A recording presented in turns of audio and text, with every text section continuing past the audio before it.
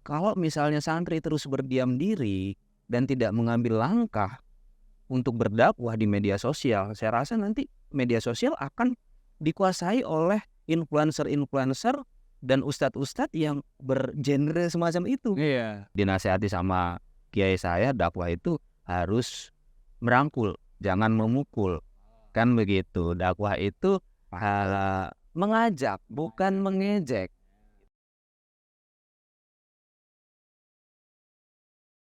Assalamualaikum warahmatullahi taala wabarakatuh. Berjumpa lagi dengan saya Muhammad Kanzani Am sebagai host pada podcast Suara Tuwireng, radionya Santri. Terima kasih buat teman-teman semua yang sudah selalu stay di channel Suara Tuwireng, terutama di podcast Suara Tuwireng ini. Dan bagi teman-teman yang belum pada subscribe dan belum pada klik icon lonceng, segera setelah ini biar nggak ketinggalan podcast-podcast, info-info dan segala macam ilmu yang bakal jadi tambahan wawasan kalian semua. Nah, alhamdulillah pada kesempatan kali ini seperti biasa kita sudah mendatangkan narasumber ataupun pembicara yang benar-benar memiliki kapabilitas buat memuaskan dahaga wawasan kita ataupun dahaga ilmu kita. Jadi kalau misalkan ada beberapa hal yang sedang viral ataupun yang sedang hangat dibicarakan, insya Allah kita akan langsung membawakan narasumber yang memiliki kapabilitas untuk itu dan bisa menjawab semua keraguan yang ada di dalam kita. Oke, gak usah panjang-panjang, langsung aja kita sapa narasumber kita kali ini. Selamat datang Gus Zain. Siap Mas Azka, terima kasih banyak udah ngundang saya di podcast keren ini ya. Amin, semua keren, selalu keren, dan doain semoga tetap istiqomah, amin. Nah, istiqomah mantennya. Amin. Amin. Nah, Gus Zain ini adalah salah satu konten kreator dakwah yang memang cukup dikenal di kalangan sekitar Tuwireng. Dan bahkan kalau ngomongin kalangan netizen ataupun secara media sosial secara luas, itu followernya sudah sangat. Nah, Gus Zain ini salah seorang pemuda, saya sebut pemuda ya. Pemuda yang memiliki darah Melayu atau lebih tepatnya lahir di Kepulauan Riau. Jadi buat penonton teman-teman semua yang memang asli Riau, berbanggalah. Oke, karena narasumber kali ini berasal dari Riau, Kepulauan Riau.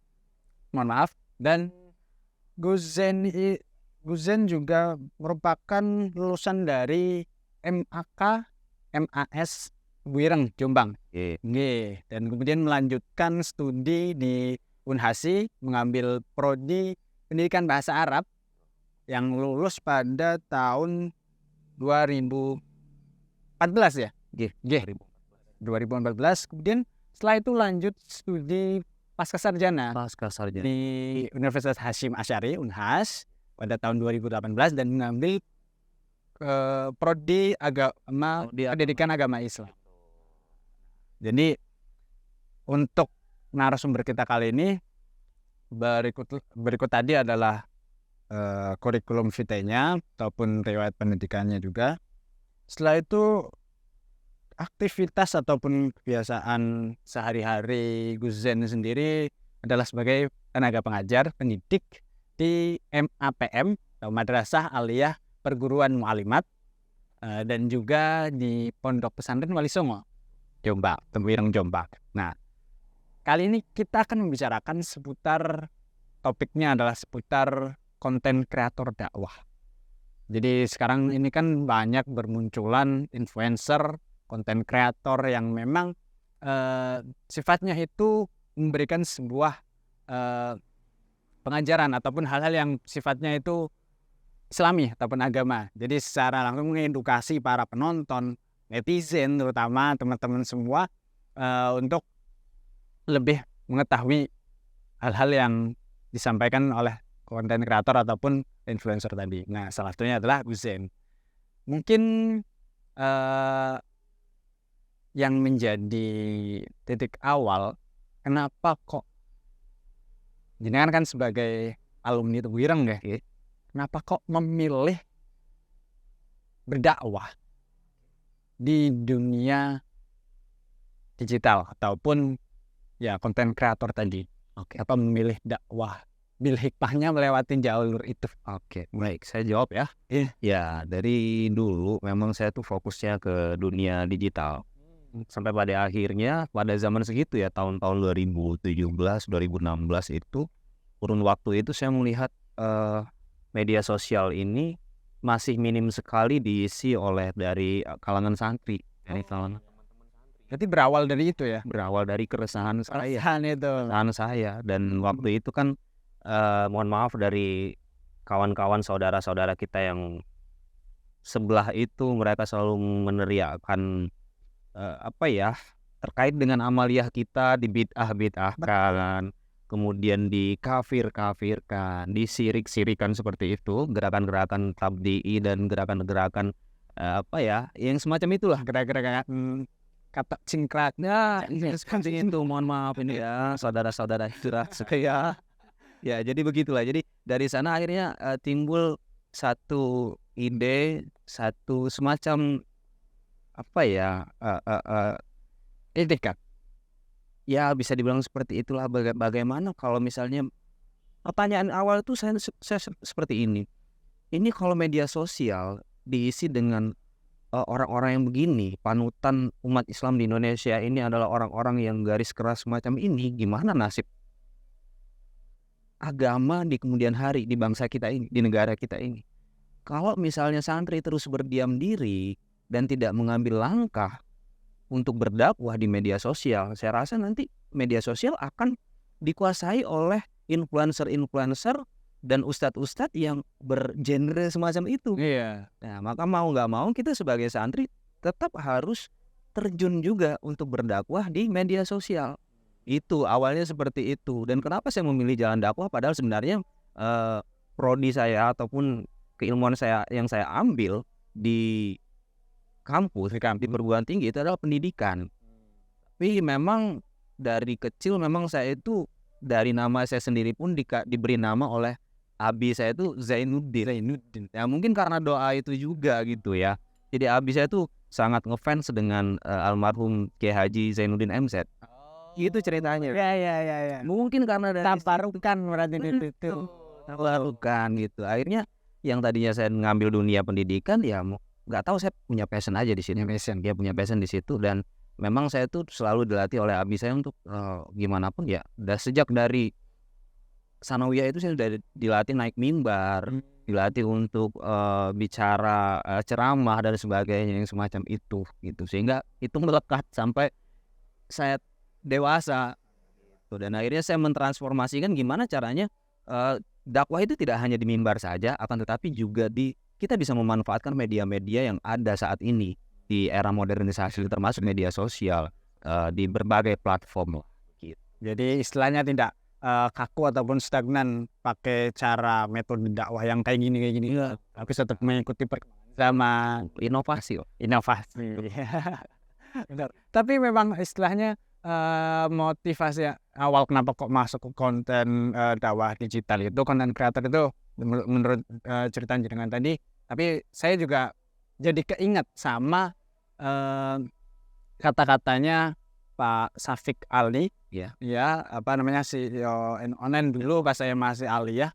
Maksudnya kita nggak boleh berdiam diri sama realita yang ada di dunia media sosial kita. Karena kalau misalkan masyarakat awam, terutama Islam awam ya, yang masih alaf, yang istilahnya mereka mau nyari ilmu ataupun acuan di mana kalau bukan di kita. Sedangkan kalau kita berdiam diri di situ, membiarkan kayak gitu kan sebuah dosa yang tidak kita. Dan mungkin melihat realitas sekarang ya, beban keadaan sekarang, kayaknya hal-hal tersebut ataupun keadaan itu udah mungkin sedikit demi sedikit sudah tensinya udah menurun, dan kebanyakan influencer ataupun konten kreator dari golongan kita juga semakin banyak. Itu barokah pandemi itu sebenarnya. barokah pandemi. Sebelum pandemi itu masih naik-naiknya. Masih Kali pandemi kan akhirnya lembaga-lembaga kepesantenan kita semuanya bikin pengajian online. Dan itu berkahnya luar biasa. Sekarang semua pesantren yang saya lihat ya, hampir semuanya itu punya akun Instagram, punya akun TikTok, punya Facebook, dan ketika ngaji disiarkan di live. iya di live. Jadi nggak Luar cuma yang hadir di majelis doang. Dan itu bagian dari dakwah juga. Berarti itu semenjak dari masa-masa COVID itu ya, efeknya sampai sekarang. Itu barokah COVID saya bilang barokah COVID. Iya, akhirnya Setiap kali. digitalisasi hanya kayak gitu. Memang ya Gusti Allah itu selalu memberikan sesuatu ada hikmahnya. Masya Allah. Ya. Itu kan kayak di dunia konten kreator, apakah pernah dunia digital ya, apakah pernah mengalami hal-hal yang memang istilahnya kan, karena para penonton kan atau netizen kan bukan cuma dari kalangan kita ya istilahnya, banyak juga dari yang lain. Apakah pernah mengalami suatu hal yang kurang mengenakan atau apa? Banyak sekali, sangat banyak. Saya diancam, mau di macam-macam lah, terutama teman-teman yang kontra terhadap konten-konten kita ya. Karena pada saat itu memang saya tuh sangat masif mengcounter narasi-narasi teman-teman yang punya slogan back to Quran dan Sunnah. Teman-teman yang dari kalangan pemuda hijrah ya itu gitu, yang selalu yang saya bilang tadi mengkafirkan, terus membid'ahkan. Saya tuh sangat frontal sekali gitu. Saya sering nyindir mereka, bahkan saya sering tapi saya sadar bahwa gerakan itu sebenarnya tidak baik. Artinya saya harus merubah formula dakwah saya dengan sedikit sentuhan. Jadi saya dinasihati sama kiai saya, dakwah itu harus merangkul, jangan memukul. Kan begitu, dakwah itu mengajak, bukan mengejek. Jadi kalau dakwah kita itu selalu menjelekkan amalia orang, selalu menjelekkan apa yang diperbuat oleh orang, kan akhirnya orang jadi antipati, orang jadi nggak simpati dengan kita gitu. Dan kekhasan dakwah kita ala pesantren yang wariskan oleh para masyaikh kita, terutama masyaikh Tebuireng itu dakwahnya itu sangat halus, santun. Ini yang mestinya kita budayakan, yang harus kita kembangkan. Tidak harus dengan teriak-teriak kafir, ini salah, ini nggak boleh, ini haram. Nah, gitu. Nggak boleh. Itu yang harusnya jadi pegangan kita lah ya. Tapi melihat kayak sikap jenengan yang istilahnya proaktif ya, bisa dibilang proaktif di melawan orang-orang yang istilah kalangan yang kurang kita anggap kurang ya seperti itu. Saya jadi teringat sama Abu Yai Said Akil Siraj yang memang benar-benar proaktif menangkap ajaran gitu. Jadi dan ternyata di sini kita diingatkan rasanya dakwah ya benar-benar harus sesuai dengan dakwah, ataupun dakwah dengan merangkul itu tadi. Dakwah yang mengajak, karena dakwah kan dari doa ya. Mengajak, dakwah bil khair dan lain sebagainya. Ya. Terutama yang paling penting itulah dakwah bilhal. Kita menunjukkan sikap. Jadi ketika orang melihat dakwah, melihat sikap kita itu baik, sikap kita itu santun, orang akan lebih mengesankan, lebih berkesan di orang yang melihatnya gitu. Rasulullah sendiri pun kan metode dakwahnya ya kita tahu sendiri, Rasulullah dilempar dengan kotoran, bagaimanapun Rasulullah reaksinya tetap santun yang seperti ini. Rasulullah dicaci maki juga Rasulullah tetap santun. Nah, kadang-kadang kita yang muda ini ketika ke-trigger dengan hal-hal yang komentar netizen gitu ya, panas gitu. Digoreng-goreng. Ya betul kayak gitu. Jadi memang menjaga diri, menjaga perilaku agar tetap bisa menjadi teladan, uswah bagi umat ini yang penting gitu. Insyaallah. Kira-kira begitulah. Benar-benar menjadi sebuah tantangan. Ya, mungkin karena sesi kita kali ini sudah lumayan asik ya, bisa kita lanjutkan di lain waktu juga. Dan pokoknya tentang konten kreator dakwah, apalagi terutama dakwah di dunia digital, itu benar-benar harus kita punya pegangan prinsip apa yang kita gunakan, seperti yang tadi kata beliau Guzen. Dan kita harus mengerti dakwah yang baik dan sebaiknya itu seperti apa. Kurang lebih seperti itu, dan mungkin sedikit closing statement dari jenengan. Baik, teman-teman semuanya. Jadi sebagai santri kita sudah saatnya kita bergerak, jangan hanya sekedar kita menghabiskan waktu untuk menuntut ilmu saja, tetapi puncak dari ilmu itu adalah kemanfaatan. Salah satunya biar manfaat ilmu kita itu, kita jangan tinggal diam saja di era modernisasi dan di era media sosial semacam ini. Kita juga harus punya satu keinginan untuk dakwah bil medsos. Iya, sehingga apa? Sehingga ruang-ruang media sosial kita ini diisi oleh dari kalangan-kalangan santri yang memiliki kapasitas dan kapabilitas. Sehingga apa? Sehingga teman-teman kita yang di luar sana yang tidak mampu ataupun tidak berkesempatan untuk mengenyam pendidikan di bangku pesantren juga turut merasakan keberkahan ilmu dari kiai-kiai kita di pesantren. Demikian. Masya Allah. Ya, terima kasih banyak, Sami. Statementnya benar-benar menyentuh dan menggerakkan hati saya terutama.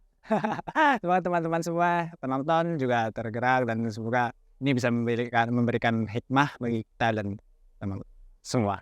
Amin. Kurang lebihnya mohon maaf. Wallahul muwaffiq ila aqwamit thoriq. Assalamualaikum warahmatullahi taala wabarakatuh. Waalaikumsalam.